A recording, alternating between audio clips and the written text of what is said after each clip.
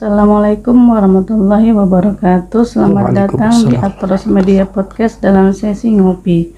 Semoga Allah merahmati kita semua. Di video sebelumnya kita sudah membahas tentang apa itu definisi dan hukum-hukum pernikahan. Teman-teman bisa cek video kami sebelumnya atau bisa cek di kolom deskripsi kami. Dan yang baru bergabung jangan lupa subscribe, like, share, dan komen jika ada pertanyaan seputar bab pernikahan khususnya pada tema kali ini.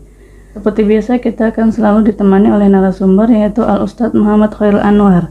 Assalamualaikum Ustadz. Waalaikumsalam warahmatullahi wabarakatuh. Di video awal Ustadz pernah menyebutkan tentang perihal rukun dan syarat pernikahan.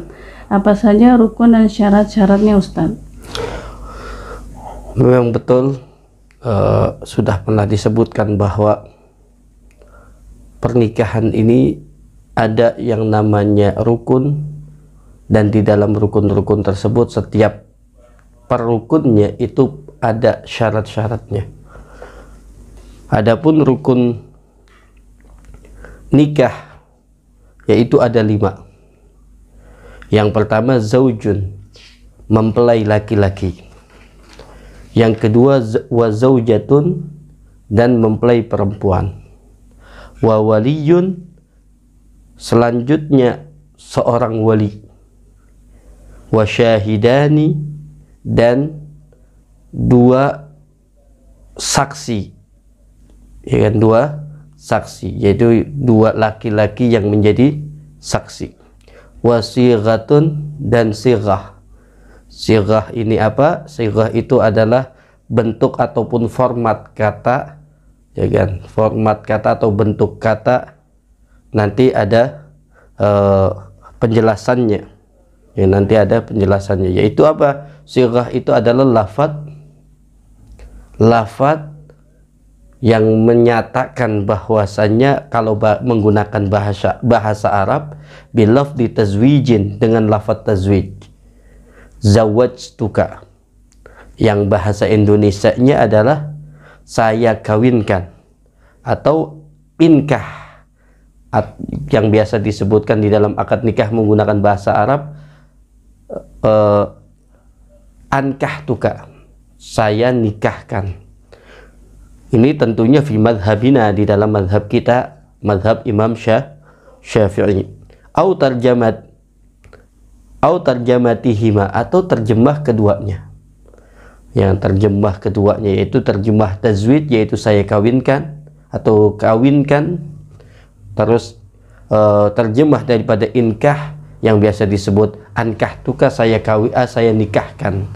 Ini yang berkaitan dengan sighah. Adapun syarat daripada mempelai laki-laki, syarat daripada mempelai laki-laki.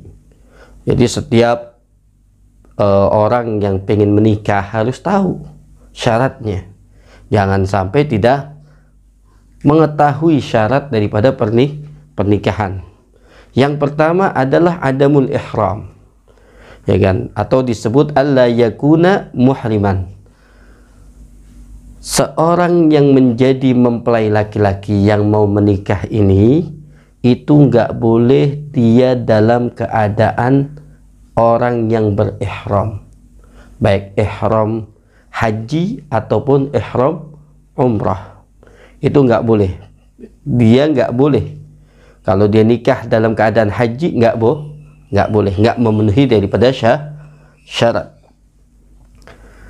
Terus yang kedua, wal ikhtiar, memang pilihannya, bukan karena terpaksa, ya kan, bukan nikah ini karena terpaksa. Memang dia pilihannya, memang dengan sadar dia pengen menikah, bukan karena ada ancaman-ancaman sehingga dia mengharuskan dirinya menikah.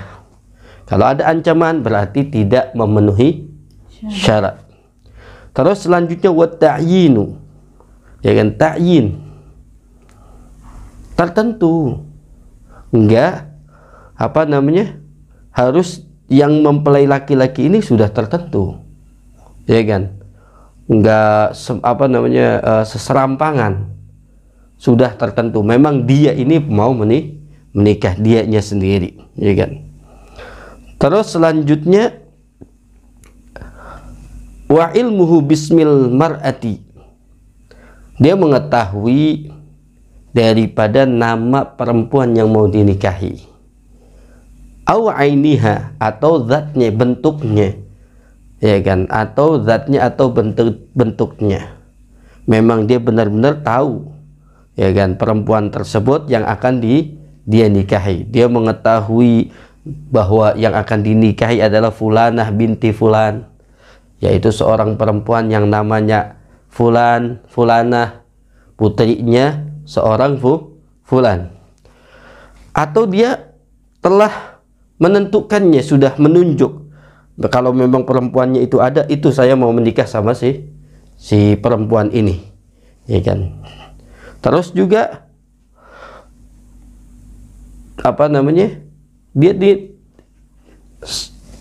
rukun syarat ini adalah yang harus diketahui setiap orang yang mau menikah. Jadi harus tahu siapa mempelai perempuannya tersebut, kenal namanya, atau kenal fisiknya, atau kenal apa namanya, udah ditentukan ini orangnya, ya kan, ini orangnya, meskipun tidak disebutkan nama. Itu boleh kalau dia mengisyaratkan ini yang perempuan ini yang saya mau nikahi, maksudnya dengan di depan walinya, orang tuanya, Pak, saya mau menikah sama si ini, anak bapak.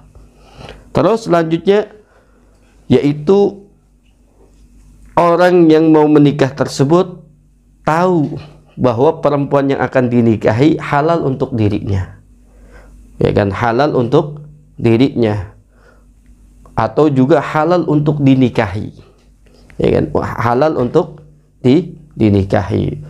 Nggak boleh kalau mau menikah ini yaitu terhadap orang yang tidak halal dinikahi, seperti kayak istri orang, atau juga dalam masa iddah, ya kan, dalam masa iddah dia harus tahu betul bahwa ini perempuan emang halal untuk dinikahi. Nggak ada kaitan mahram, ya kan, nggak ada kaitan mahram, ataupun perkara-perkara yang tidak diperbolehkan seorang perempuan tersebut dinikahi. Terus syarat selanjutnya, zukuratuhu yaqinan, laki, benar-benar laki, nggak meragukan kelakiannya, ya kan, tidak meragukan kelakiannya. Bagaimana kalau ada seorang bencong asli, memang dia punya dua kemaluan yang aktif, maka tidak sah pernikahannya. Sampai kapan? Sampai betul-betul yakin bahwa jelas ini orang memang adalah seorang laki-laki, setelah dites, setelah diperiksa tentunya sama ahlinya. Sebelum akad dia dinyatakan oleh ahlinya ini benar-benar laki-laki, baru dia menikah dan sah. Kalau tidak, maka tidak sah. Dari sini dapat dipastikan pernikahan sesama jenis laki-laki dengan laki-laki itu tidak diperbolehkan, tidak dilegalkan oleh syariat.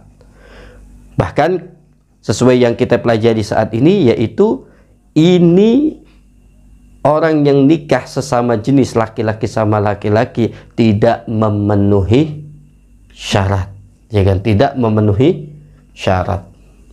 Apalagi ada apa namanya, operasi transgender, ya kan, operasi yang tadinya laki-laki tiba-tiba dioperasi menjadi perempuan terus nikah, ya memang betul tidak akan adanya sah, meskipun secara fisik mungkin kelihatannya dia perempuan. Maka karena memang aslinya dia ini adalah seorang laki-laki, maka dia tidak boleh menikah, ya kan, tidak boleh menikah. Jadi jelas, jadi syaratnya laki-laki beneran yang mau nikah, ya kan. Adapun kalau seandainya tiba-tiba seorang perempuan yang berubah menjadi laki-laki, maka tetap tidak sah. Ini ada apa namanya, disclaimer nih, ya kan, jelas bahwa syariat tidak melegalkan, tidak memperbolehkan, bahkan tidak memenuhi syarat apabila adanya seorang laki-laki bersama laki-laki atau perempuan bersama perempuan menikah, tidak memenuhi syarat.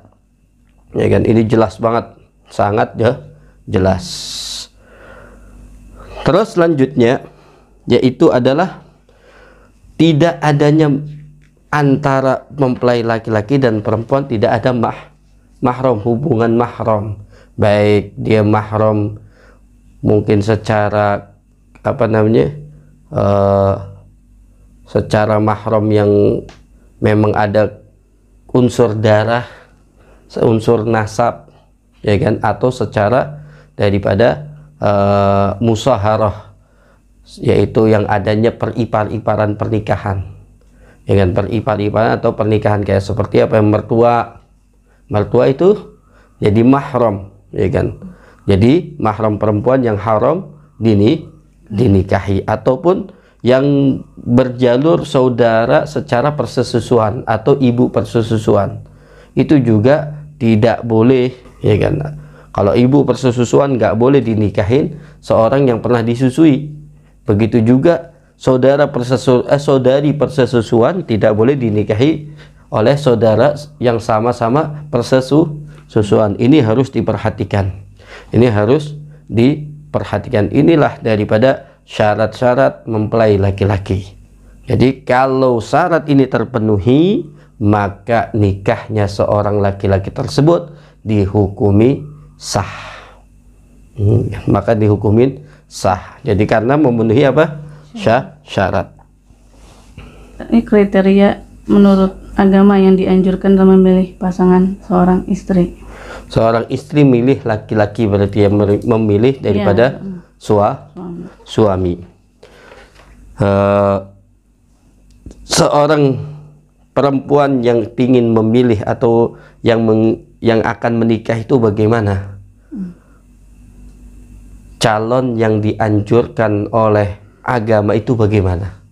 Ya kan? Itu maksudnya. Ya, yang dianjurkan oleh agama itu bagaimana?